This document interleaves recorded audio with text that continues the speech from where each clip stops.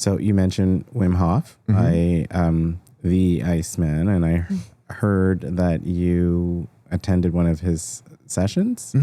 How was that experience? What did you learn? Yeah, so he was my first breathwork teacher. So as an entrepreneur, then I kind of realized like, okay, what I'm doing is crazy. I was just like working myself to the ground. I felt super unfulfilled and kind of sent me on this like spiritual searching for meaning kind of conquest, which led me to like the jungle and drinking plant medicine and kind of came back and realized, okay, like I was totally on the wrong path. I was focusing on the wrong things. Didn't know anything about anything. I need to meet new people that I can learn from. And so I had a podcast at the time, and one of the guests I reached out to was Wim Hof. I'd seen a video of him, like, this guy's super interesting. I want to have him on. This was like before he was like super famous also, like now it'd probably be impossible. And we hopped on, we hit it off. I loved his energy. And he's like, you got to come to this training we're doing in the States, the first one, North America. I want you to come. You can be my guest, whatever. So I'm like, okay.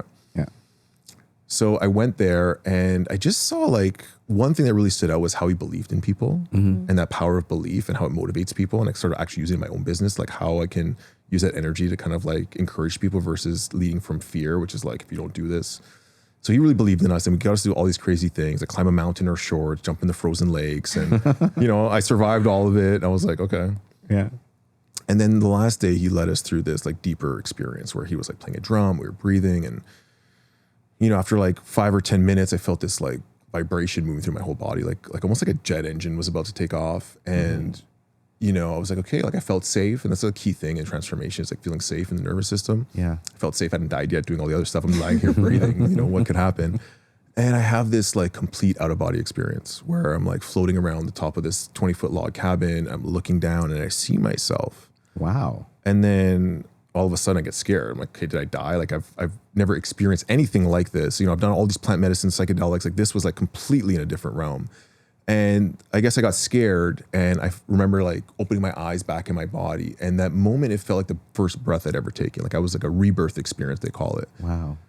And immediately I feel this well of emotion coming up. Like I'm gonna cry. And I'm like, okay, you know, guys don't cry. There's all these other competitive people here, you know, like before I could even complete that thought, I'm just bawling like a baby, crying, like boogers and tears and like, and loving it. Like I was just like, oh, this feels so cathartic. Like what a release. And as I'm going through this process, like this voice comes in my head and it wasn't the regular self-talk. It was like this pause, like, hey, Gio, you're doing a great job. Like, keep it up, follow your heart. Like you're on the right path. Something was speaking to me that felt much different. Yeah. And that was the moment my life changed. Like one of the many changes that happened, but that was a really pivotal turning point where that spark inside was like, okay, I got to find out what this is and I got to share it with others. Yeah. And then my businesses started moving in that direction where I want to help people.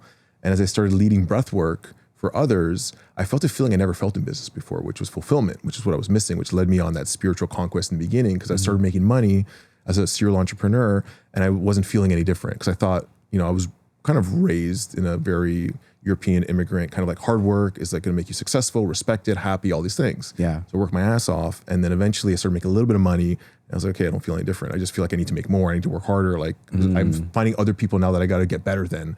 Because now I surpassed a few people, but now there's all these other people here. It was like this never ending like rat race to be successful. Yeah. And the first time I led a breath work for someone, there was this really interesting experience where it was reciprocal. Like I was giving them something, but I was also receiving something at the same time. And my intuition was like, this is where you need to focus your work on. Yeah. I know how to make money on it. It was just like, follow your heart and you'll figure it out. And this is very different from the analytical brain that I grew up with that kind of helped me survive. It's like listening to this intuitive kind of heart space. Yeah. Wow. Yeah. It sounds like you've done a lot like with cold exposure and everything too. And that has had a huge part in transforming how you feel about breath work and your journey in this. Have you been to Othership in Toronto? Yeah, so I know those guys really well, Robbie, Harry, Amanda. I actually taught them breath work and they came to like one of my Wim Hof experiences where I brought them to the ice bath for one of the first times. Oh, nice. And I really helped them in the beginning, like as they were kind of like researching and figuring out. We went to like New York and all these different places to try these different things. So I love what they're doing, but what I think is really unique about what they're doing is they're using the elements to change your state, but they also have like a very strong community aspect, and they have like a personal development kind of flair in their sessions, which adds another layer to it, which is really amazing from a business perspective, which just makes it really sticky. Yeah. You know? Yeah. I think that's great because in this part of Toronto, it's like the wellness hub. You've got Othership and a whole array of experiences for residents and visitors and Torontonians to really take in. And I think when you think about the fact that we are in a metropolis where people are always on the go and are probably in pursuit of money and career progression, nowadays this generation is really focused on prioritizing their health and their wellness. And so it's really just great to have a lot of different offerings in the area. You've probably been to and seen many of all kinds of wellness across the world. How does Toronto stack up in comparison to other places? Yeah, the one thing I love about Toronto is it's got an amazing entrepreneurial kind of like community and spirit. And yeah, like a lot of people are bringing these wellness aspects in many different ways. So some of them are more community based, some of them are more physical based. So I think it is right up there with any other city because it's got such a diverse kind of community that's bringing different aspects in.